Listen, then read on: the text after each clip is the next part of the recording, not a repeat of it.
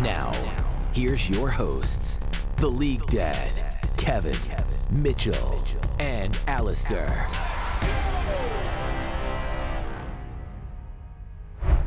What's up, gamers, and welcome to another episode of the All In Podcast. I am the League Dad, and today I am joined by Kevin and Mitchell. Good to see you guys. Unfortunately, Alistair couldn't make it again, but we have a lot of action to talk about. I'm very happy. Spoiler alert, T1 is the best team ever, and they are winning Worlds because they have defeated the raid boss that is JDG, and we'll dive into that, but I just had to start off with that because, you know, you guys know that I love Faker, I love T1, and that was just awesome. And then on the other side of things, an upset with Weibo defeating BLG. Pretty surprising, I think, on both fronts. You know, without my bias, I think most people probably would have slightly favored GDG or maybe heavily favored JDG, and people favored, you know, BLG to win. So I guess depending on who you're talking to, that's a world full of upsets there. So pretty exciting stuff, and we're gonna dive into all of that. But first, just want to get your initial reactions on all the action this past week. Yeah, it was a great weekend. There's so many, as you mentioned, they were both upsets. I would say the JDG game, even odds on, was an upset. Like, more people bet on JDG than on T1, which is unusual. If you know, historically, T1 always is super favored on any vote. Even if they lose to Gen G every time, they're still the favorite. So I think it was super exciting for us to watch because you just didn't expect it. I think the first series especially was the bigger upset in my mind because I was like, I don't think Weibo has a chance in hell. They've only beaten basically Western teams to get here. But now, you know, it turns out the Western teams, maybe they were onto something. Maybe they were putting up a fight against a real powerhouse. Maybe. So we'll get into the details, but I think it was super exciting. And then the JDG game is a really big upset in my mind. I think that while it was just a slight edge, I didn't think it would it would play the way it played out. So that's the real upset, not the result per se, but the way the results came out. Yeah, I definitely agree with that. When we do talk about the JDG versus T1 series, it was, I predicted T1 to win, but it was unexpected how the gameplay was. Like, just watching JDG and talking about them for the entire year, and then to watch their final game and final series look like that, it was disappointing to say the least. T1 played immaculately, really, really well, but it's like it was a 3-1 because T1 is playing insane and the other team could not keep it up, right? So bit of a bummer there, but Yeah. the BLG versus Weibo gaming was a pleasant surprise. I was actually really hyped about that one, like watching it, thinking it was going to be BLG way, way stronger. And it was not, right? It was the other way around, where it felt like Weibo gaming was stronger for the most part, and it was pretty much them like kind of like having some pretty bad drafts or some pretty bad plays that made it go to 5 games, but I felt like Weibo Gaming was the stronger team the entire series. So Yeah. pretty fun week of semifinals. Yeah, for sure. I mean, it's just it is. This is why we play. This is why they play the games out, right? And this is why, you know, no matter what happens the entire year, you know, there's so many factors that can take effect. Like even things outside of the game, like travel and sickness, and you know, things happening outside of the game. But then, you know, you have meta. Is it your meta, or did you get a good read on the meta? And it can shift even within the tournament, right? You might start off flat and then get hot towards the end. And so many factors come in, and that's why it makes Worlds or any tournament so exciting. Because you're right, JDG this whole year, it was looking like they might be the ones to do the golden road, to get the golden road, right? To actually do it. And T1 dethrones them. But I love it, you know, because you never know what's going to happen with all the predictions and all the statistics that come into it. Sometimes it only takes one game, one series, one play to shift things. And I think that was really interesting to see why that happens, like with the teams that don't live up to their expectations. Who knows? Like, there's so many different things, but we're going to dissect it. We're going to go right into it. And let's go ahead and just start with Weibo versus BLG. And, you know, what are your thoughts on this? Because, again, BLG heavily favored. Honestly, I was the opposite of you, Mitchell. When BLG lost, my thinking was, even though I wanted T1 to win, I was very scared and kind of assumed that JDG would win. And I didn't really want to see a JDG versus Weibo Gaming series, in the finals. I would have rather seen BLG try to take them down. But since they lost, I was like, oh man, I hope this doesn't end up being, Weibo versus JDG. But anyways, what are your thoughts on that series? Give me your thoughts on the gameplay and all that good stuff. So my thoughts on the series is I think the best player on Weibo Gaming throughout the series was Crisp, actually. I think the Shy had the highest highs by far.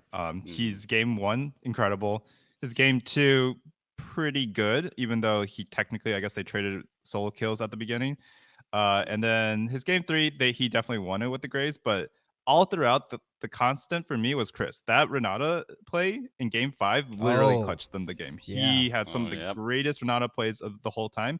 But even without the Renata in mind, he was just consistently a good player, except maybe the Heimerdinger game. He was kind of running it on that one. Now I was like, I don't remember his game 4. Oh, he was on Heimer. That whole game was illegal, yeah. I think the Shy played the highest peak of maybe any individual player in playoffs. That was actually it was just a joke at some points. I'm just like watching him flash over Syndra E, which is hard to do even on low ping. Like is doable, right? But like to have the confidence to do that and just continually outplay and solo kill the way he did, I'm like, the Shy is back.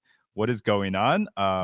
So I was really impressed by all that. And then I think that Xiaohu did not show up until the last game. The last game he played really well, and he might have actually been the difference between them winning and maybe not winning, because he survived in some crazy situations and got double kills when his team was collapsing. So all to say, Weibo is really good. I think BLG, I agree with Mitchell. They weren't favored to win that. They won through like the quality of their team, maybe, but they were playing on average worse. They were just getting wins because like this team is used to being scrappy, used to finding angles, and so they did get close. But man, BLG did not show up. This is not They are not. I don't think they're suited for the meta. Like they picked picks that look like T1's picks from quarters, but they did not play them to the same level of execution that even just Weibo played them. Yeah, I mean, I definitely think the ranged meta bot lane took like a big turn away from JDG and BLG, like both of them. They seem to struggle a lot. Like I think just like BLG's bot lane was such a strong suit, and I definitely think it was a weakness for them.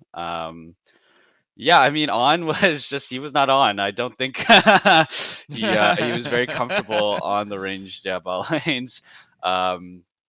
Yeah, I mean, it was a very interesting series. I do, my MVP is the Shy. Like that guy is the definition of Giga Chad. Like even though in game 4, like he picked Quinn, it looked pretty bad. Their whole draft looked terrible and they lost. I was just like, you know what? Respect. Like the fact that he just decided to go for it anyways.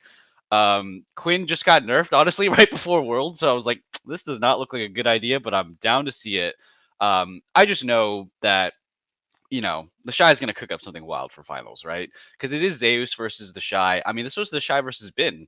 Like, I think that the top lane is actually kind of defining like the matchups of all the teams, where the top laner that wins lane and wins like matchups and gets counterpick and has a spicier gameplay seems to be winning the actual series. Like it's the same thing where Zeus was completely smurfing on 369 too. So I mean, I think Bin really had problems with the Shy. He was not able to play the game at the same level. The only time he looked like normal Bin was on the Jax. Even his Cassante was just like kind of okay. Like Bin was definitely neutered for some reason. And I do think that it is the Rumble pick, right? Zeus and the Shy are actual Rumble players. They play Rumble and they're good at it. Bin picked up Rumble 2 weeks ago, 3 weeks ago. He's not a real Rumble player, right? 369 is definitely, I don't know. He must have picked it up the day before because he is definitely not a Rumble player. So I think, that's kind of what decided top lane, because as soon as you can't take Rumble, right, and you start banning it on blue side and stuff like that, you mess up your draft, right? It cascades in the rest of the series.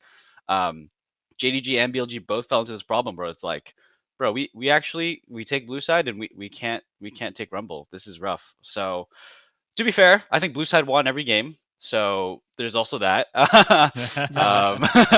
JDG kind of wondering like, hey, why did we pick red side? But I keep going back to this here. Let's talk about BLG. I do think Wei was he he was really good. I thought he was going to get completely gapped by June. I think June was not very comfortable on Vi for some reason, even though it's his most played. But he didn't look good on it, so he must have just only been a J4 one trick. And Weiwei was just like, I don't care about farming. I'm gonna help my team. I will be the team's little doggy, and it worked. It looked good. I was down for it. So, yeah, props to the top side of Weibo Gaming. It was hype. It was good stuff. I mean, from the get go in game one, if you guys remember with the late invade and with Weibo invading the Raptors on BLG side and BLG completely turning that around and making a good play early on. I thought that game was really going to go to BLG just because I think Rumble had lost his sums or something like that, or burned Ignite or something like that, and it just wasn't favorable for a matchup that should be favorable. And them being able to kind of turn that around, that kind of early blunder, Weibo was still able to bounce back and make that game work for them. And I don't know if how mentality is, but when something goes well for you early and then it seems like a game that you should be snowballing and taking advantage of, and then it doesn't. I'm sure that plays into a factor going forward, but they're not Cloud9. They're not Cloud9. No, and it did still go to 5 games, even though it didn't look good really anytime for BLG. It just felt like they were scrapping by, sometimes getting the wins there, but it didn't look good at all. Real quickly, I do want to point out, and I guess this is more of an overall thing. But we talked about before, like Xayah was such a prio pick in the bot lane, and we're not seeing it at all anymore. And I'm wondering if that had to maybe play into a factor with some of these teams losing, like JDG, who 100%. The turn away from Xayah and Kai'Sa is that is exactly what the meta we're talking about is the change. Like going to Varus, Ashe, Caitlyn, all this crap, right? Kalista even, it completely threw a wrench because you almost always pair Kai'Sa and Xayah with a melee support. So just like those two combined in total just completely F the drafts. I mean, they were just not prepared. Like this is like it's kind of cool to think about, but like if you think about last year's Worlds meta in 2022, like DRX kind of did a similar thing, right? But like the entire meta shift from like the beginning of groups to the World Finals for last year essentially happened at the end of Swiss stage to like now in semifinal. Like we condensed 2022 meta into a small pocket of 2023 meta. So the finals meta, is it going to be the same? Like I know T1 and Weibo Gaming, these are the spicy draft champions. I think they drafted the best. Okay, besides Weibo Gaming game 4, that was terrible with the Heimerdinger, but like that was cooking a little too far. That was cooking some bad crap. But for the most part, like these teams are like the draft connoisseurs. Like they want to find that spicy next level. Like JDG and BLG were that team that are just like, we picked the meta stuff, we picked the stuff that everybody knows, and we just play it better than you. T1 and Weibo Gaming are not about that life. They are like, okay, we do something different and we beat you with it, and you don't know what to do against it. Yeah, so I'm excited. I think we'll see how this meta develops when they face off. But Weibo Gaming surprised me by how, like, I thought this team was dumb. I thought this team was not very smart. I thought they were like bad at macro. And I guess energy is just not good, right? Like energy is just that good, baby. Energy is not good. Like they push them with the Senna DK stuff, and then Weibo Gaming is smart, man. Like the Shy had so many random counter picks. He probably has a dozen more in his pocket. Like this is cool. Like I did not expect this at all. It is same thing as DRX. Like why did they get so far? It's not because they're better teams in like all these different facets of like team coordination or blah blah blah. It's because they think about the draft and the meta, and they try to do something different, and they surprise you, and you can't deal with it. And it's really cool. I mean, Weibo's sick.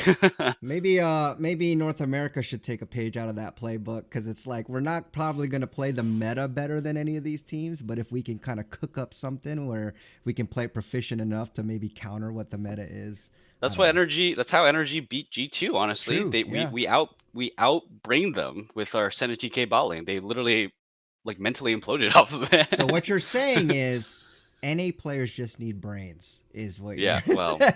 well. Yeah. Is that It's super simple, right? They just need brains, macro, better team play, Better better team play. hands, Yeah. better No, laning, better guys, we need CSing, yeah. we need lower ping, guys, with only pro players being able to queue up in an environment. Oh wait, they Yeah, had better that. Never champs mind. Yeah, queue, yeah. imagine Yeah, if we never could mind. get that. I mean, it'd be so much effort, though. It'd You be know. so great. Okay, well, any Yeah. final thoughts on that series before I wrap that series up? I'm trying to think if there was any. Yeah, any final thoughts? I mean, we talked about the kind of the top counters with the Uh, Graves and Quinn with the Shy, but yeah, anything you got? the Go ahead. Graves is sick. I thought the Graves was really cool. I've played a lot of top Graves. It's hard to do that into Aatrox. You have to be very, very patient for a long time. And then it does eventually turn around for you. I will say props to Light. I was actually a Light doubter the entire series, but then game 5 he popped the hell off on Callista. I was like, all right, Oh my gosh. all right, you get a little credit there. That was pretty sick. That was some good But some good also Callista kiting. on Lux was like, oh my gosh, he was boosted. Yeah. I think What yeah. the Go ahead. I think unless you're insanely good at Lux, I think Yeah. Lux is a bit of a trap. I think it lost everything, right? It did, yeah. Yeah, it lost. Yeah, both sides of the matchup, Both both sides, BLG and yeah. Weibo, and they lost on it. And I think it lost. Did it? Did it get played in T1 GH? I don't think so. But I guess the Lux is just not it, right? You got to go Kate Ash, Kate Ash, Kate Varus, Kate freaking Callista. That's better than Kate Lux apparently. So Yeah. dumb. So dumb. It's so strange, man. We're like in the Twilight Zone. Well, Yeah. you just have the most random ass bot lanes ever. I mean, the whole meta, I think it started with Weibo. It really started to show like you do these bot lanes so that you can actually like not to win bot lane just to win bot lane and have your ADC carry. You win bot lane through laning phase so that you can go up top lane and like win Rift Herald and win top lane. I really do feel like it's all about top lane secretly, like behind the scenes. Everything that all these things are doing with the bot lane stuff, it's actually just about top lane carrying. So when you have the Shy, I feel like that works out pretty freaking well for you. It's in Moseos too, so Okay. fun stuff. Well, what do you Weibo's think the meta definers. what do you think the best bot lane combo is at the moment? Because it looks like Varus Ash seems pretty good. We did see Callista Renata. We also saw Callista Caitlyn. Yeah, I think it's too situational. I mean, there's Okay. like I think in the past you could think of like some bot lanes like Zyra Khan is just going to be the best bot lane or whatever in Sure. almost any situation, but it's so situational like because you really have to think about like do you have too much CC on your team? Is like cleanse and Merc Treads too much value? Because I've noticed some comps like they kind of get into that trap, right? Like because your bot lanes just don't do damage past like 20-25 minutes. So you have to think about like all this. How do you match up? How can you interact with the enemy mid laner, enemy top laner, stuff like that? So yeah, I mean, Okay.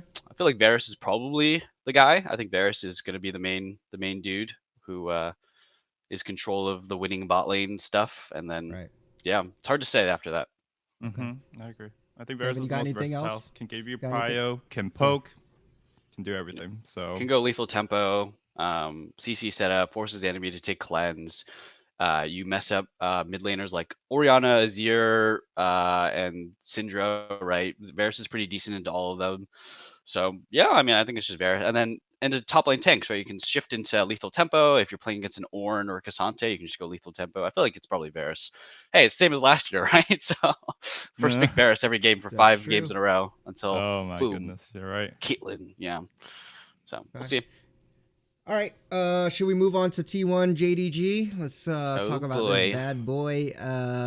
All right. Yeah. Give me your thoughts. I mean, obviously, I'm pretty happy with how things went.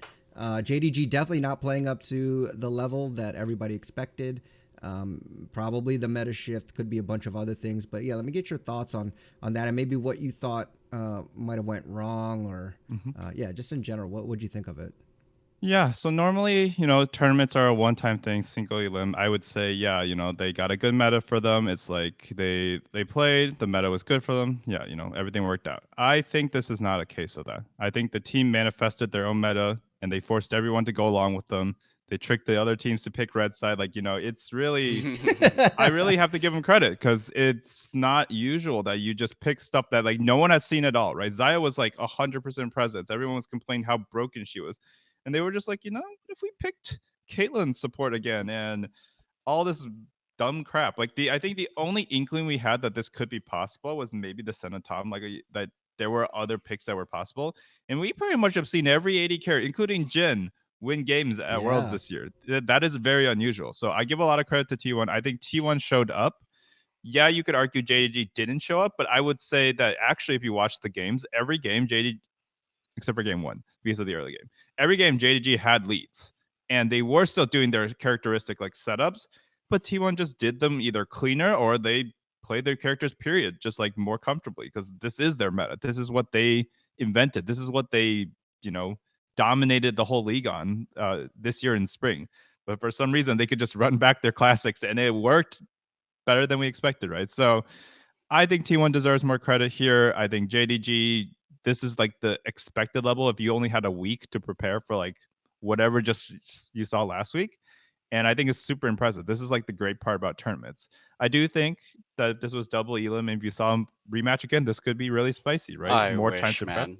Oh, But no. here's the world we live in, and T1 deserves to win here. I think Yeah. they look like the best team by far right now. And yeah, I mean, other than that, I'll go into the players really quickly. I think Zeus gets the most credit. I think he smurfed. I think he had so much pressure on every pick. This was peak Zeus. This is the Zeus that like gets so much credit, gets so much hype, and we basically haven't seen it most of the year after spring. After spring, when playoffs started, this guy just disappeared off the face of the earth in my mind. So he played really well. I think Owner played really well, and then the last person, well, Skuma played really well too in Kyria. But Faker, They all played very specifically, well. Yeah. I think Faker played mechanically really well. His Yeah. scoops and his predictions, yeah, maybe there were times he was getting outlaned a little bit in lane by night in some matchups, sure. But his way of finding Ruler and beating the crap out of Ruler was incredible. He like flash predicted everyone, and he was making Azir look decent, So because he picked it 3 times. So I think Faker gets maybe the most credit because he's probably the leader of these plays, and he's actually just like doing the backbreaking plays. The other ones are doing like I have good hands, whatever, but he's like actually breaking the game apart multiple times. So I think Faker. They all played well, but I think He Faker had was the my highest. MVP. He had the highest DPM of his team, so he was Yeah. definitely carrying that By stuff. far, he was 743. Number 2 is Yep. 562 on Zeus. So On like, Zeus. Oh, I love Faker. Faker's the Yeah, that's best. right. Shut up, Mitchell. He's the best. Mitchell, you would have said it too if I didn't say it. So I don't want to hear. No, it it's from true. you. It's true. I mean, I'm making fun of you guys and my future self because yeah, Faker No. was a god. Faker's Faker's not crazy fair. smurfing. He's not normal. All right, I just want to comment a couple things. Like Faker, yes. Okay, so Faker. Okay, let's go back to game 3, right? So the series is 1-1 to this point, and then we go to game 3. Ruler is on Varus, and he's on lethality Varus. JDG has Baron, and they're pushing into mid lane, right? This is looking like a pretty good JDG setup. Like Oh, they are yeah. positioned to win the game, right? Poke comp with Baron, and you're pushed up full health, everything. You got all sums, everything, right? This looks good for JDG, and as T1 Faker, he finds a flank onto Ruler and he scoops him, right? He flashes behind him, he scoops him, Ruler gets flashes and he still gets caught by the ulti. That's like that's a skill check, like what some people like to call it, right? Is that Faker, he goes in on a Ruler, he does a thing, and he says to Ruler, this is a skill check. You pass the skill check, I die. You don't pass the skill check, you lose. So Yeah. yes, it's a good play by Faker because it works, but it should be looked at, I think, as that Ruler messed up. So Azir's been in the game for a very long time, and it is incredibly difficult to flash over a Azir wall. Okay, people messed it up multiple times, right? In game 4, Missing couldn't try to flash over the Azir wall, still got caught and scooped and died, right? So it is very difficult to do, but these players are on 0 ping. These are the best players in the world, and Faker did a predictable play that we've seen other Azirs do for a decade, and Ruler messed up the skill check. There is a point where you can flash at an angle where you actually jump over the Azir wall, and Ruler would be able to kill Azir, and then JDG actually wins that game. So Faker doing that, it is a skill check, but it's like Ruler messed up the skill check. And I'm going to say that Ruler was the guy who was supposed to be him, and he choked. He choked this series in multiple moments that caused them to lose it.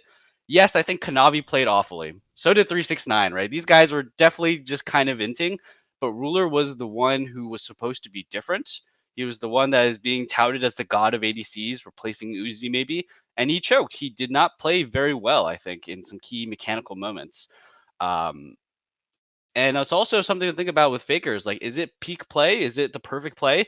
It's good play because it worked, but if Ruler had the mechanical play, which we've seen him do throughout this year, to flash it correctly, which you can do, Faker would have died there, and then JDG would have won that game. So I'm going to say that Ruler actually Yeah. messed up multiple times this series. A lot of mechanical misplays, right? I think the mechanical misplays also are involved in that game, like where Gumayusi is getting a lot of hype, where he's on Varus, he flashes the Aatrox third Q. Ruler misses 3 Zeri Qs onto Gumayusi. Okay, yes, some of that is insane movement from Gumayusi, but I'm watching Gumayusi. He is insane APM, like auto spacing, moving back and forth really fast. But he's moving back and forth. Like if Ruler is supposed to be the best ADC, the god of ADCs, you can predict that. You can hit those Zeri Qs, right? I respect like you if Gumayusi flashes a Zeri Q, that's fine. That makes sense. That's good play from Gumayusi. But if Ruler misses Zeri Qs on someone who's just like auto spacing him, I think that's bad play from Ruler. I think unfortunately what this long segment that I've been talking about is that the best AD carry was not the best in this series, and Ruler he choked it. He was caught recalling right in shop and dying randomly. So, hey man, I don't know. Ruler had a great great year. Well, I mean, so Wasn't I enough. guess here's my question though: is like, I agree. Like there's some mechanical misplays that Ruler made. I still think he was pretty damn good. Like, and he was pretty like he was the guy because nobody else on his team was doing it. He was the guy you had to kill. Because if they didn't, it was like you felt like JDG was going to win every team fight because of Ruler, and so there was so much weight on him, and yet the rest of his team, like it's just like one of those things where like yes, there's superstars on teams, but you just need a little bit of something from other teams. Like you literally can't do 1v5. Like it has to be 1.5v5 or something like that, or 2v5 or something, where you're getting some contributions from other members of your teams. And to me, it felt more like it was Ruler versus everyone. And I think had he had gotten better performances, maybe out of 369 or Kanavi, like some of those misplays, those mechanical errors like get covered up a little bit if there's some pressure elsewhere. But because all the pressure is on him, you're right. Like those missteps, those mistakes, they cost you the game. They cost you the series, and it's very tough. You're right. You're 100% right. But people were trying to say that Ruler, if he wins Worlds, would be in contention for the best player in the world. Right? This is the title. This is the platform that I'm trying to talk about Ruler. I'm not talking about Ruler as some average 80 carry player. Right? I'm talking about Ruler as being considered for 99% of this year as the best 80 carry and maybe one of the best players in the entire world. And he had moments very specifically where, yeah, the pressure's all on him. Hey, Faker has those moments too, right? If you want to be the best player in the world, Faker has those moments where the game is over, the game is lost. You're the only one who can do something that can make the losing game into a winning game. Faker does it. He's been doing it for years. Ruler didn't do it. And Ruler hasn't been able to do it for the longest time at Worlds. He loses in semifinals ever since 2017, right? So Ruler, I'm just saying, if you choke in these moments where it's all on you, then you don't get to be the best player in the world. That's all I'm saying. You can be the third or fourth best player in the world, but like I'm not going to really be talking about Ruler as the first or second best player in the world anymore, right? I might start thinking about other second best players in the world, like the Shy, right? This is kind of an insane performance. Like, who else would be the second best player under Faker? It's a long gap. It could have been Ruler this year, right? And so this conversation I'm trying to say is that if I can find these mistakes where, hey, Ruler, if you practice this 1,000 times to flash over a Azir ulti, you will get it and you will do it in that moment, then you're the best player in the world. You beat Faker. That's where you get the title. But he didn't do it. So that's why I got to criticize him, because he is a great player. He's one of the best, but he's not the best. And so I got to point it out. I've been glazing Ruler all year, right? Like I've been propping him up. So I got to call it out. I've also got to add on to that. Like, there have been so many moments this tournament. We kind of glazed over because they won the games, but Ruler was in the Ruler spot, mid turret, getting caught, and he's been caught multiple times. But his teammates actually picked him up. So yeah. I actually think it's a lot more Ruler's fault because yeah, he was 3-0 on that Zeri game, but there were so many times where JDG was giving up map pressure top. They were just making sure to get Ruler head at all costs, and they successfully did. That's why he was 3-0 and 1 or whatever on Zeri. And he didn't do anything with it. He actually just got outdueled by Guma in a 2v1 And Yeah. I don't actually know how that happened, to be honest, because I thought he was sped enough to do that, but maybe he missed a Yeah. cue. I don't know. I didn't watch back, but all is to say, like, he got picked multiple times in the in the ruler spot, including in this series. And then they lost momentum of it. They lost their giant leads, and then he would just not show up and get caught by Faker over and over. So as far as I'm concerned, that's enough in a row where, like, where did Ruler have like a scout level performance this tournament? Once, I think he had like a 10+ kill game where he popped off. But where did he like manifest his destiny? I think that Kaisa game last in quarters. That's about it. That's the one where I'm like, he Oh played yeah. number Crazy. one in Yeah. his role by far. No one does that, right? No one does that shit. But besides that, like, he has a really good team around. There are no excuses anymore. That's how I Yeah. feel. Fair point. I mean, they brought him in too, right? So that it could push him over the edge. And Most expensive roster Yeah. in League of Legends history. I guess you could argue language could have been a problem finally, because they have really just been Maybe. not perfectly communicating and gotten this far. But Yeah. that's I about mean, it. it just goes to show super teams, like, they can be damn good, but they don't win. I don't think we've ever had a super team actually win worlds, right? Like, it just doesn't really happen. It's Nope. usually a group of guys who, like, really try to push it together and do it for a while, and then they actually make it. Like, you think back to like Danwon, EDG, like these teams were all like put together and had to go through some hard times before they actually won worlds. So Yeah. yeah, I mean, super teams, it sucks. They only had 1 year together, right? Like, we can be harsh on JG all we want because they were considered the best team all year long. They are allowed to get flamed. But, like, yeah, it's hard. You're only together for a year. T1's been around for 3 years together. This is the exact same roster. So, I mean, let's talk about other people than Ruler, right? It's not like Ruler was probably still one of the best performing players on his team. He just wasn't performing to Ruler levels. Kanavi, oh my god, in that game 4 on Belveth was a mega turbo super inter. I would be tilted watching that. You're Ruler and you're not allowed to get tilted, right? This is your elimination match, but I understand from a normal human, us plebeians, dude, I would be flaming my jungler. I would be pinging him. I'd be like, what are you doing? You're just walking into a zero and dying. You're just, I don't know. So Kanavi lost his mind. I think he looked like it did last year. JDG versus T1 was another 3-1 literally last year. Same deal. It was, I highlighted in the last podcast, it was 369 and Kanavi choking their brains off against Faker. It was. They were just playing terribly. They were playing worse than we see them play for 95% of this year. 369 was god awful. Oh my god. Like, he had one good game on the Cassante because he got mega fed and he was playing against a no damage comp. But other than that, he was less than invisible. He was feeding Zeus everything. Pretty rough, man. Pretty rough to watch this team, to be impressed by them all year long, to say they have the most insane team fighting, and then they just get outplayed over and over again. Like, okay, we've been flaming JDG quite a bit. We should give some props to T1 maybe. Well, no. I mean, we will give props to T1 because we do that too. But I think it's fair, the criticism, because of the expectation. Because that's when, especially because if it's the most expensive roster, we did this to Team Liquid. Sorry, Kevin. Because they you know, in the NA, it's like, you know, you have this super roster. You better, the pressure's on. You got to win. You should win. That's the expectation. So it is kind of you're in a tough situation because if you win, you're expected to win. If you lose, like, now this is where it all piles on, and that's JDG right now. So they're getting their moment of getting pooped on, right? Rightfully so. I mean, yeah, it first feels time bad. all year. Literally the first. Exactly. This is the first series they've ever lost in 2023. Yeah. So what the fuck? We have a format where if you lose one best of playoffs, you're just out. You're just bad out. now. Yep. I'm sure that's fair.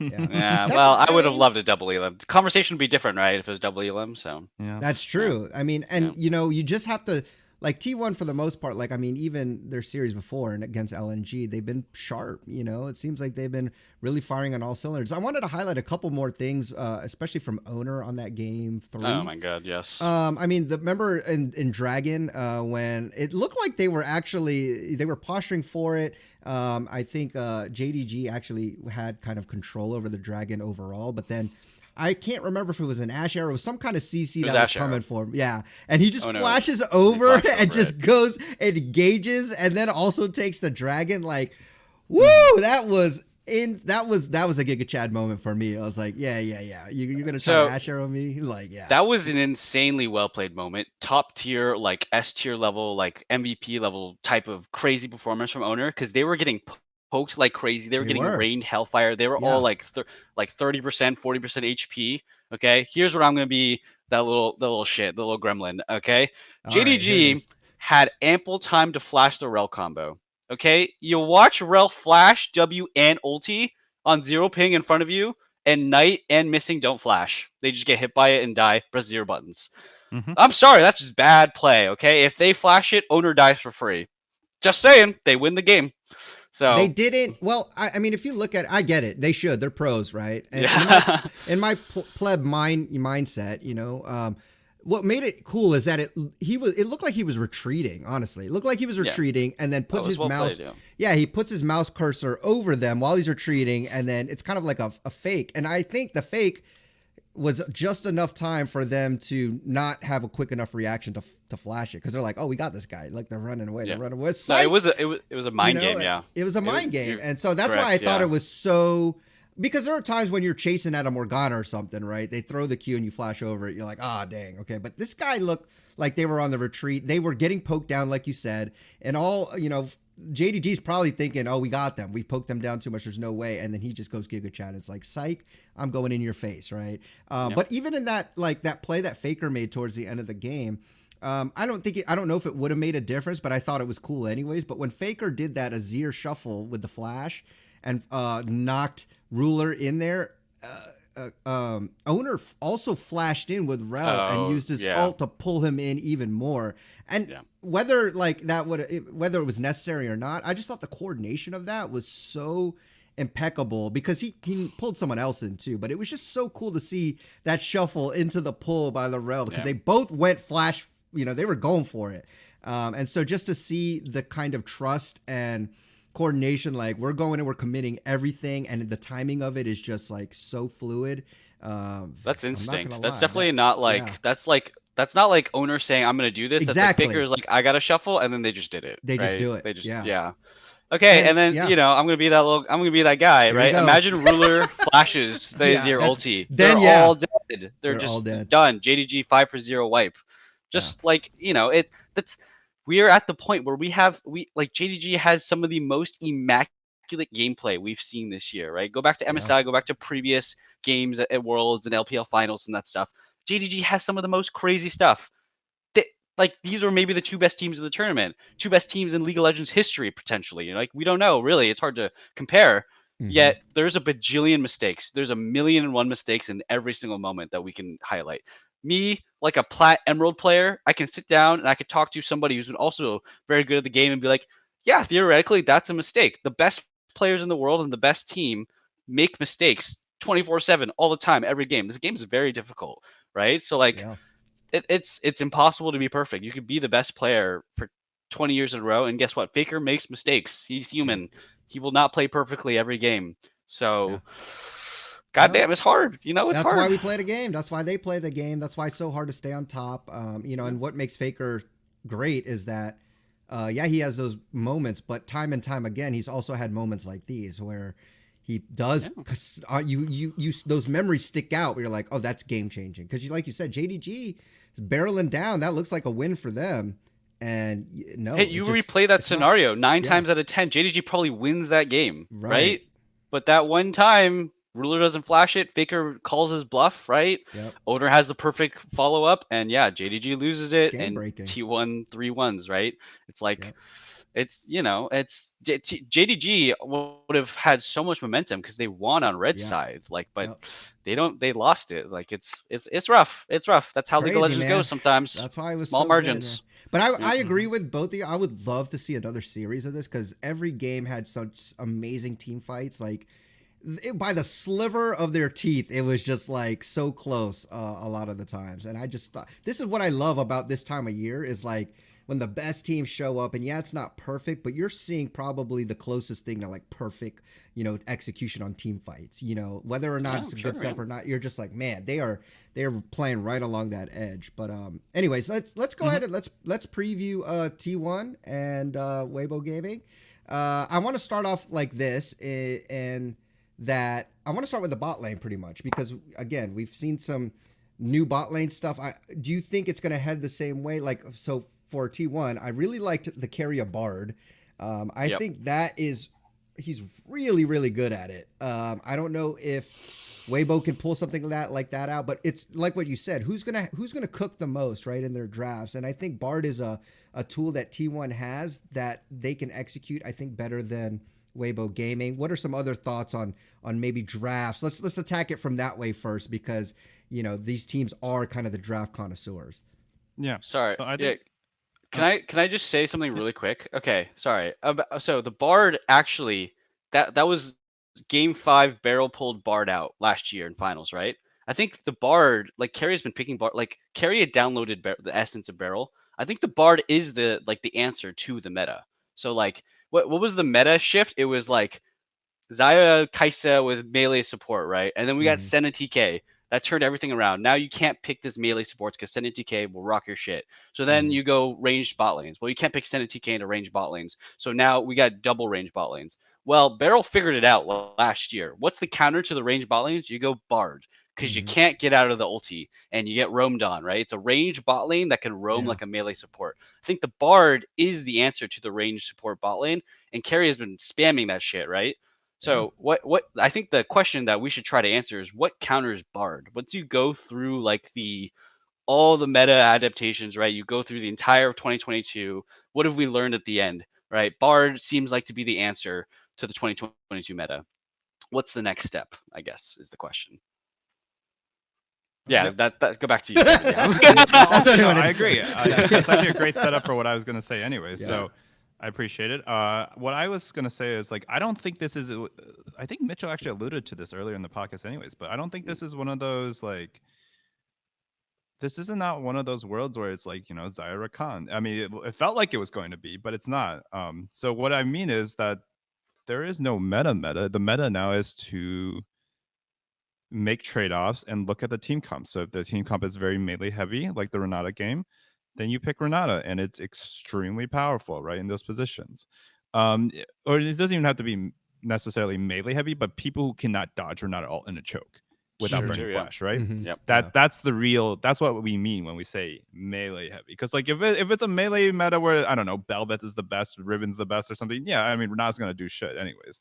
But that's what's cool about it. It means that you can R5 or basically last pick a support counter pick or something that is out of left field. You could put Callista in and then flex it with I don't know, Senna or something. Like it doesn't seem good in a vacuum, right? But if it is good in the spot, this is the real test of like how deep is your pool and how good are you at the drafting mind games, right? So to me, that's the meta. The meta is who has the deeper pool, who is the most willing to flex random shit, right? Like in the top lane, I think the Shy is even more flexible than Zeus is in terms of Yeah. just being able to pick everything, right? Everything under the sun. He's been playing for longer. If he pulls out kill, I don't know why he would, but if he did, like he could make it work. That's why he pulled out Quinn. He's been famous for eating Renekton's alive in LPL with that pick. He didn't do it that series, but the fact that he is willing to pick it when it's so important when they went to a game 5, guys, Yeah. it was not trolling. Okay, they weren't letting off the gas. That was them throwing another wrench in the plans and being like, okay, what are you gonna do? We know Bin is the weak spot right now, so let's play this. So I also have to say that's the meta in the bot lane right now. Yeah, Okay. I mean I 100% agree that it's going to be super situational. And then I guess like what kind of picks are people going to dig up, right? What kind of random stuff we're going to pick up? I'm going to try and give some answers to what this might go into this mind game. So like, now that we can have Varus, Caitlyn, Callista, Senna, they can be both the AD carry and the support. Like if you early pick them, Ashe, right? Is that the AD carry or is that the support? We don't know. If you pick Callista, will the Shy play Callista top? Well, I don't know, right? Like, it'll be Callisto support? Will it be Callisto AD carry? We really don't know because that'll change everything and how you react. And so what happens if like we get an early Bard, right? Because T1 actually did this on blue side. They blinded Bard, and you know what JDG picked? They had such a terrible read on the meta. They picked Zaya Alistair into Jin Bard, and he was beyond useless, mega useless, That's right? true. Yeah. Like JDG had a terrible read on the meta. They couldn't play Rumble. They picked Red Side first in the first game. They lost it, and then they just got wrecked on Blue Side over and over again, right? From T1. So what do you do against blind pick Bard, or what do you do if you're expecting a Bard, right? Like it's so tough, but I think you got to wrap all the way back around. I think that's when you wrap all the way back around Full circle. and you go hook champion. You hook the Bard because you can't beat him in like short trades. You have to be able to contest him in a roam, right? What happens if Bard roams and you try to match it with a range support? You get screwed over. You get jumped on, right? You get Bard ultied, you get slapped, and then he tunnels away. So what do you have to do? You have to CC him, hook him, bring him into your team, and one shot him. And I think it's hook champions. I think we got to see stuff like Blitzcrank, right? So that's why it's super tough because you can't blind Blitzcrank. Did you remember what happened when LG tried to blind Blitzcrank? They got Neil ascended and they could not play the game. So it's like it's very risky. But I think, Weibo Gaming or T1 or whatever, they're gonna have to take this risk where it's like, okay, well, this is the answer to the meta. Like like you've got meta Exodia, right? Like so far we don't have any answers that we've seen in the tournament yet. I think you got to wrap around. You got to go like Nautilus, Blitzcrank, Pike, something like that, and flip the game, right? Say, okay, we're gonna go down 20 CS. We're gonna be 0 HP. We're gonna bring our jungler down and lose our top side, but we get a double kill and we burn the enemy summoners. You got to do flips like that because otherwise this range bot lane from T1 is just way too good, right? I think if Weibo Gaming try to match T1 in range bot lane versus range bot lane, they're gonna lose. I think Weibo Gaming cannot win just by matching that shit, right? Like if we see a bot lane where it's like, I don't know, Senna Ashe versus Varus Caitlyn, I think T1 wins that 10 times out of 10. But if Weibo Gaming, if they do something spicy, if they flip it, right? If they pick Blitzcrank bot or Nautilus bot, and then you actually bring your jungler down there, and yeah, maybe you lose some camps, but like it's owner on Rel or owner on like Maokai or something, right? It doesn't matter that much to lose a quadrant of your jungle. Just flip that shit. Burn the enemy bot lane. No one has actually tried this strategy yet, and I think that is the next answer. So yeah, well, I think what's you mentioned this going full circle, and I think you've mentioned this before. But it's like that's why sometimes red side is valuable because of that last pick. And you know, traditionally you'd see like a mid or top lane or counter pick, but now maybe the value is in that support counter pick because, like you said, you can't blind Bard, and because we're kind of in this like rock paper scissors type deal, like what are you picking with the support, and it being so impactful because it does make a difference. Sometimes you can't play the game if you've got the wrong support. Maybe that becomes, that'll be something to watch like during the drafts. Like, what are they prioritizing as the last pick on red side? And will it actually make a big enough impact where people will want that red side to get that counter pick? Yeah, I mean, everyone's going to make fun of JDG because it didn't work and because they picked terribly. I do think that is actually the answer to beating T1 is choosing intentionally red side against them. Mm-hmm. You just need a better bot lane than Xayah Alistar. Than Jhin Bard, right? I actually think like if they had cooked up something completely different in that bot lane, that is actually the answer to the bot lane is you have to have support counter pick. I mean, just think to game 5, like DRX versus T1. It was the Bard counter pick into like that Karma, like it was first pick Karma from T1, right? And then eventually T1 had Varus Karma bot lane. It's really strong bot lane, and then Deft picked the Caitlyn, right? And they rounded out with the Bard, and it was the Bard making plays over and over again, out roaming the Karma, all that stuff that really made the difference. It's got to be R5 support counter pick. I think is the key.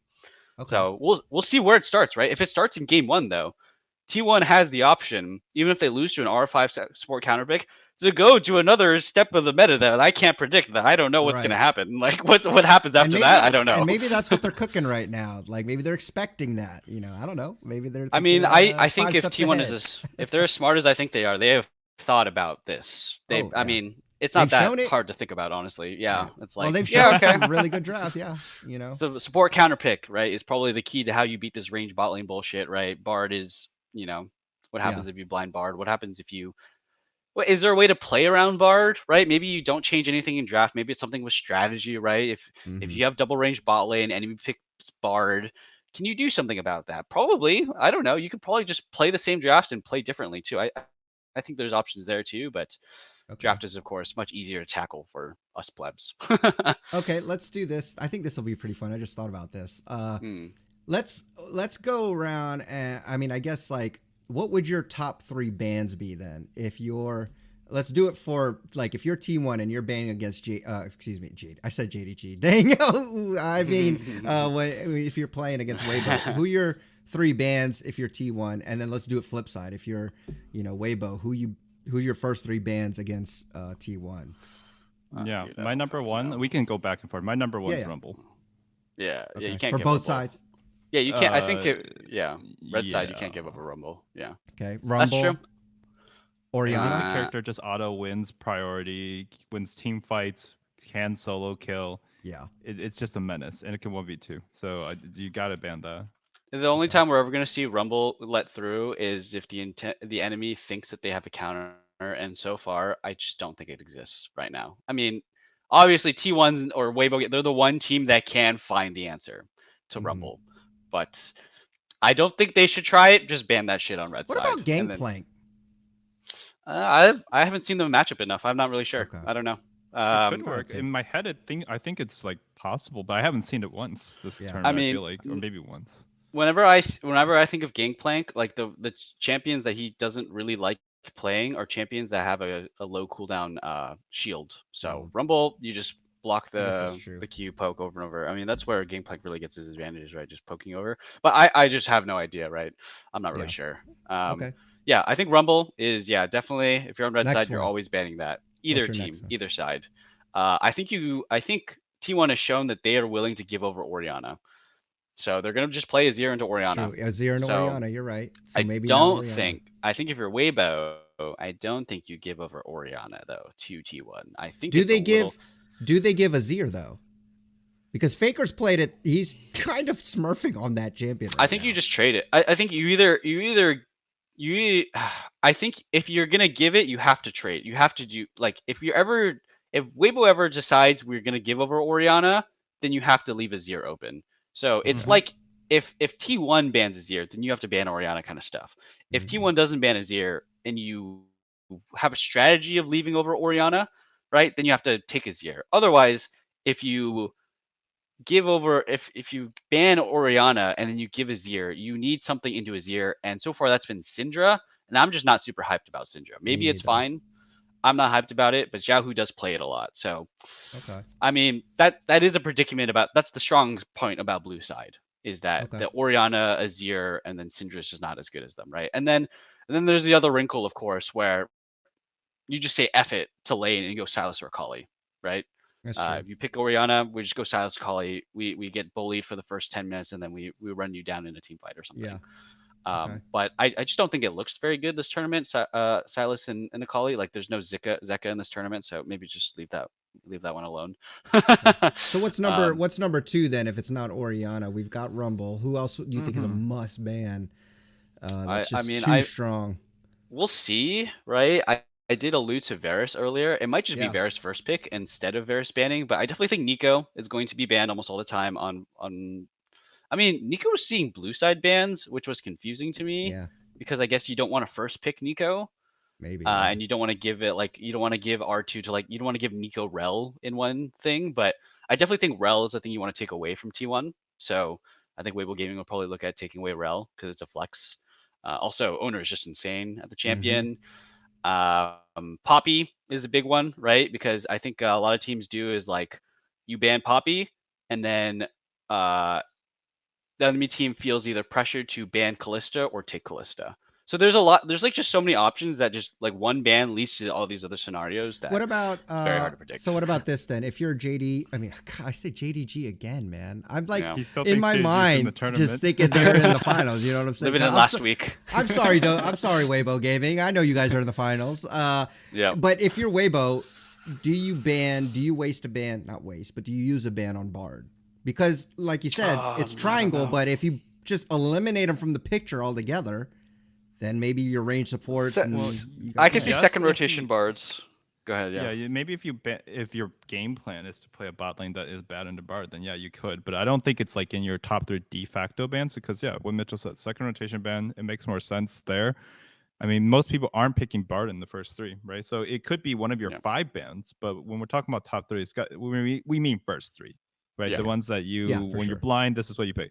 I would venture a guess that both teams like, so Jarvan was like 4 out of 5 bans in the Weibo BLG series, but that's because Shun was like smurfing his head off on Jarvan, right? So I don't actually know if that will show up. What I do think might become a potential ban, because I think you can see there was a lot of focus on the jungle, right? There was a lot of focus on that.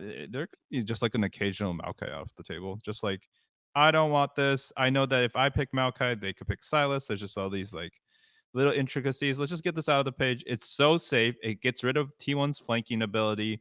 To me, it's like stuff like that, like a boring ban at that point, because you have the super powerful picks, and then everything else is a trade-off. So is how I feel about the meta right now. I actually really agree about the Maokai. I think Maokai is like just it like low key really good, because what happens if you have a bunch of ranged support bot lanes is you can't walk into river against Maokai. You have very little people to tank the saplings. That's a big deal. You have less people to tank the Maokai ulti, right? That was one of the big deals about melee supports, is that you could just run in a river and you could just tank those Maokai saplings and Maokai ultis, and it's like not as big of a problem. I also think like people are like very willing to do like, if you pick Maokai, we'll just take Sylas, whatever matchup it is.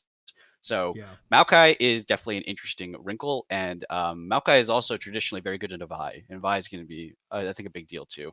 J4 is an interesting one. I am unsure how good J4 actually is. J4 is obviously very good, but I only think J4 is really good if you consistently get early ganks off and do a bunch of EQ flashes, stuff like that. If you can't do that stuff, I don't actually think he's that good. So we'll see, right? I haven't seen Weiwei play that much, right? We might see like T1 like not care about J4 just because they know maybe inside that Weiwei doesn't play it that well.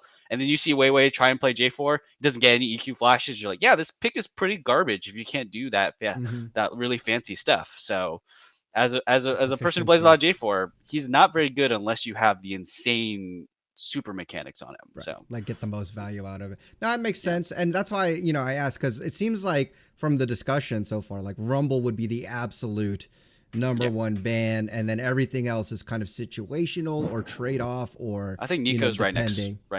Next. Okay, so Rumble, and then maybe second is Nico. Can you like real quickly any third possibility that could be just must ban? Or I'm just gonna go Kalista. Yeah, I think it's probably just gonna be maybe Kalista or Rel, something like that. I'll pick Maokai just because I feel like the vision game is gonna be so important, and T1 actually was picking Maokai, although they lost the game. So Maokai will be mine, although Kalista is a good one, because I do think Kalista is oppressive, especially if your AD carry is it's just so much pressure, right? Because whatever support they pick with that, they're gonna dominate bot lane probably. And I just think that there's just a lot of really good Kalista players in this series, right? That's true. Like it's Light is insane on Kalista. We know both Gumayusi and Keria play Kalista. Yeah. And then here's the next level wrinkle that I maybe am spoiling a crazy counter pick, but I could see the Shy picking Kalista top. He was famous. He was the first one to make it famous. He did. Like in 2019, he was smurfing on everybody. Kalista top. It was disgusting. It ruined solo queue. I think that could be it. All right, so here's what happens. They early pick it. Everybody's thinking, oh, that's going to be Kalista bot lane. Oh, let me pick Ash Caitlyn into this. Right? Yeah. But then it's top lane. It's like, oh, just like how T1 picked that Senna early on, and you thought it was going to be, ABC Senna. Let's say you first pick Kalista. I could see T1, they pick like Ash Varus or something into it, Ash Caitlyn into it. And then later on, Weibo Gaming, they do like their own, they copy T1, they pick Jhin Bard. Jhin Bard is insane into Ash Varus or Ash Caitlyn, right? They have no dashes. They can't get away from that shit. So then you have Kalista top, Jhin Bard, and I hope you have a functioning jungle mid. I don't know, because that sounds like a terrible draft, but whatever. No, it'll be good. It's fun that we did this, because now we can look during the game, and it's like another thing to see if, we were right in our discussions and our thinking and what happened, which we usually are right all the time. I totally predicted. I mean, hey, I called range supports like ages ago before any coach streamer was doing it. T1, but that was based off of pure faith. Okay. All right. So, hey, that's the final thing we got to do is predict this series. Who's winning it all? And I'll go last because I might surprise you. Yeah, shut up, bro. We know. Okay, we already know what you're saying. I might surprise you. Yeah, so I'm going T1-3-1. It's like Weibo Gaming can get a win, but The last thing I wanted to bring up, because we didn't bring it up, is the script has been reused, guys. JDG lost 3-1 in semifinals. The fourth seed from an Asian team is in the finals. T1's super favorite. This is just crazy how they can just get away with blatant, lazy writing. The writer's strike hit LA really hard. But yeah, 3-1 T1. T1 is playing at such a high level. It's really going to be a lot of draft shenanigans. Weibo can win because it is draft shenanigans. But currently, there's just no reason to believe that all of Weibo is as good as what T1 is showing, right? So T1 3-1. I don't think I've voted them to win a best of 5 in a while since last year finals. Honestly, let me quote Kevin real quick from last podcast, and he says, "Come on, guys, I'm sorry, but JDG is just a better team here." And then predicted that. Yeah, Kevin. I said it. Most people said it. Most pundits said it too. If you weren't based off faith, why would you think T1 would win yesterday? I told you why. Honestly, in a rematch, I still don't know.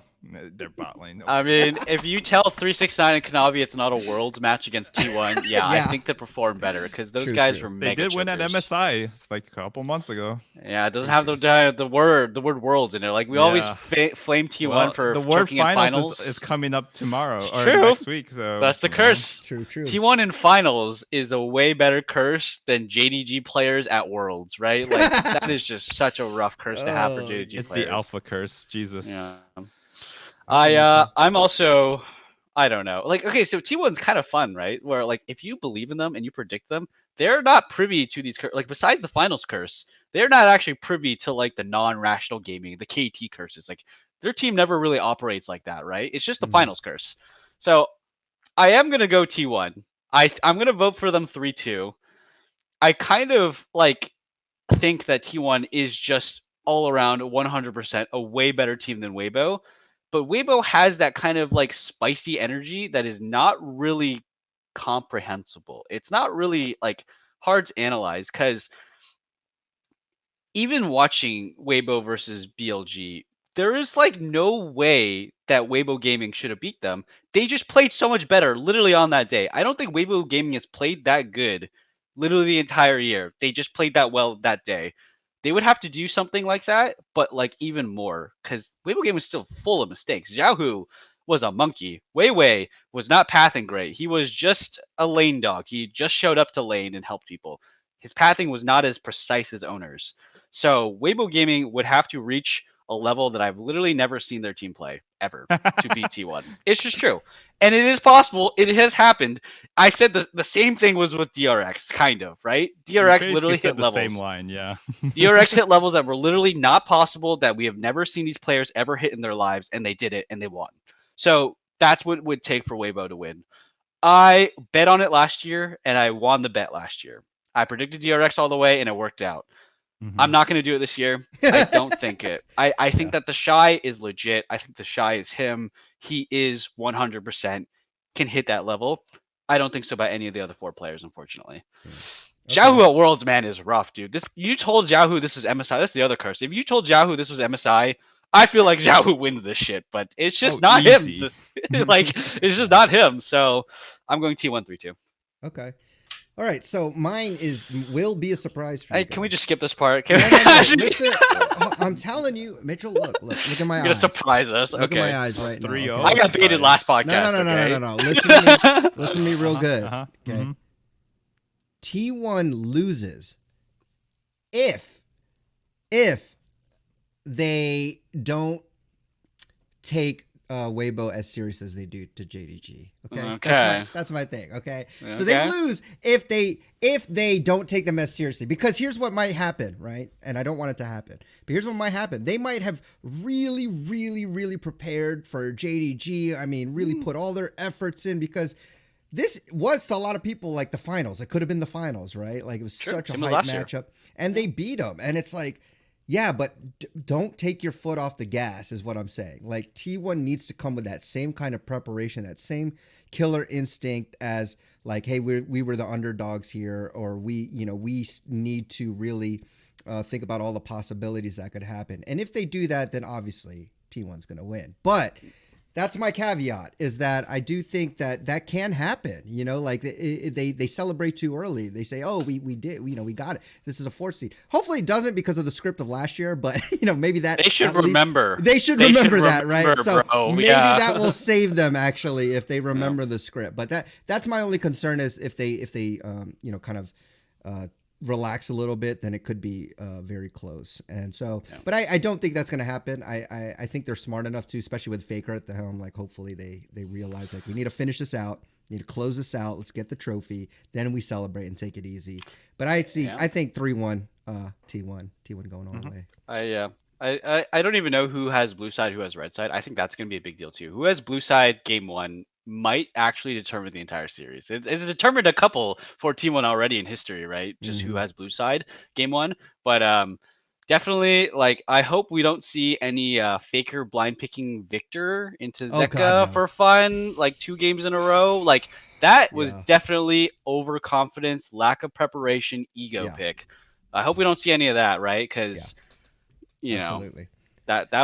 that would be like, just like, if T1 loses this and you go back and look in draft and be like, what is this doing here in your draft, sir? What is this? Like, it's just, they deserve it, right? They deserve this finals curse. But if they take it seriously, like you said, I 100% agree, right? I think even if Weibo Gaming hits that next level, T1 probably has another level to hit too. Like, I feel like they could play. They have not been pushed at this. Like, LNG, JDG did not push T1 to the brink.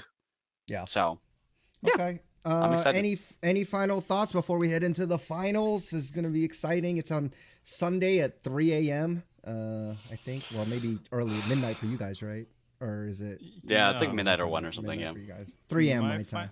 My final thought, because he got no screen time this show, was that Xiao is actually the player who deserves a Worlds win over any other player here, in my opinion, because he's never gotten his time in the light, and he doesn't, you know, he hasn't played to the level. But if he shows up like his last game, his game 4, and he does it the final, he is one of the legendary mid laners of all time, and solo laners, period, of all time, and probably one of the best non-Korean solo laners of all time. In terms of results, not in terms of Worlds performance. So that would be great. But T1 also deserves it, guys. I've been doubting them. Everyone's been clowning them. 4 or 5 finals losses out of 6, whatever. If they win this and they break up, that'll be legendary, right? That'll be the greatest ending for them, and they deserve that, right? So either win is a win for everyone, and it's a win for viewership. So hey, that was last year too, right? Either win was a win. That is true. Yeah. I just want to shout out Cadril. He got kicked out of the T1 headquarters because he's rooting for Weibo Gaming in the finals. It's actually happened. Everybody thought it was a meme. It was not a meme. He actually got kicked out. That's hilarious. I love that. And I mean, it makes sense. It makes a lot of sense. Yeah. Last thing I will say, actually a couple things. I'm in one little segment, is that if Weibo Gaming does win and the Shy looks like a god, which I think if Weibo Gaming wins, he has to look like a god. Yeah. I'm really ready to start talking about the second best player. And like, the Shy is going to be on that list, right? You might still try to say Uzi, we might still try to say Ruler, but like, the Shy is an unprecedented kind of player, right? He has transformed top lane. There is no Zeus without the Shy. It's just true. So if the Shy takes it to Zeus in the finals, I'm ready to start crowning the second best player after Faker. But if T1 wins, the second best player has 4 categories now. It is Faker's teammates. I honestly think like Zeus, Owner, Gumayusi, and Keria all have a resume to say that they're the second best player behind Faker, because they have not won Worlds yet. But if they do win Worlds, they'll have made so many finals. They've had so many top tier level performances that it's got to be better than Uzi at this point, right? Like, if they actually win Worlds, Gumayusi is just freaking nuts. He has such an insane career, just not winning things still, being that close. I think Gumayusi is so good. Keria is so good. Owner, what a redemption story. So good in clutch moments, right? Inting his brains off all year long just to be an insane jungler in this tournament. Zeus is also just him, man. He's so good. He only doesn't perform in finals. So if T1 wins, we have a long conversation about who's second best. But if the Shy, if he smurfs in finals, I'm going to be like, you know what, Cadril, you're right the whole time. The Shy's him. The Shy's the second best player. He's just too good. So this is the conversation that we are going to have after finals. I think it's going to be fun. No, I Okay. disagree. They're a 9th place team without T1. So that'll be my argument, or without Faker. So I'll make that argument after Finals 2 if they win. We'll but- see. We'll see. We'll see. Well, hey, Dude, we might. Pedro managed to meme the Shy back into the top player in the world. I'm pretty sure he did not believe it during the regular season. I was watching those games and he was just joking around. Now here we are. Hey, T1 Oh, was a ninth goodness. place team without Faker, but like Uzi, who is considered probably the second best player right now, he could not beat G2 when he was considered the best team in the, like, you know, all the best players. Yes, Fall. and T1 lost to G2 for free every time. So what does that mean for? But that G2 was is with just better at the time than that was all just the Faker Asian teams without. do, right? I'm just saying we're trying to talk about the best players, and we're saying that like yeah, some of T1 members they had a bad time when they lost their star mid laner. Uzi had some bad times too, right? All the best players have some bad times. What is their overall average? I think the overall average of T1, if they win this world, is just going to be some of the most insane, and we can start arguing some of their players. We'll are have the this best. argument after. We're already Okay. prepping our next. We're already prepping. I podcast. like we're I also throwing a think, little too- shots in real quick, a little jab. Yeah, and I guess to preface that or to prep for that argument too, I think you would have to see how they do for a longer period of time without Faker, because they were only out without Faker for but a little bit, right? And then That's true. you know, then they bounce back. So if they were to continue to win, even without him, or if they went to separate teams and still perform well, then I think It's have always that a case. temporary title, right? Because Yeah. we already know Uzi is actually back to playing professional sports. Mhm. Like this is obviously just so off topic, but next year Uzi could be like, yeah, okay, sure, Zeus second best top laner for like a minute, and then Uzi comes right back in and smacks him. Like that is very possible. I'm just saying He switches temporary. to top lane and smacks him again. yeah, I I'm like just that saying He can timeline. do it. the Faker is so far up there that like the second best player is just a temporary title. It really is. Like it's just how it is in the sport. Like it's gonna take like Ruler had the chance to not make it a temporary title, but he fumbled it. So Yeah. Ruler is not the second best player in the world. So we'll just have to have the well, conversation. The League Dad is the second best player in the world. And with that, we're going to Oh. wrap up the episode. No more arguments because Try that not is to be it. That is the toxic way. when you say Try something not- like that, Yeah, right? try not to be toxic. Hey, yeah. Thanks again, Kevin and Mitchell. It's going to be exciting finals. Can't wait to watch it. Can't wait to talk with you guys about it afterwards. But thank you again for listening. Enjoy your climb on the Rift. Yeah, don't be too toxic. And we'll see you all on the next episode. Peace.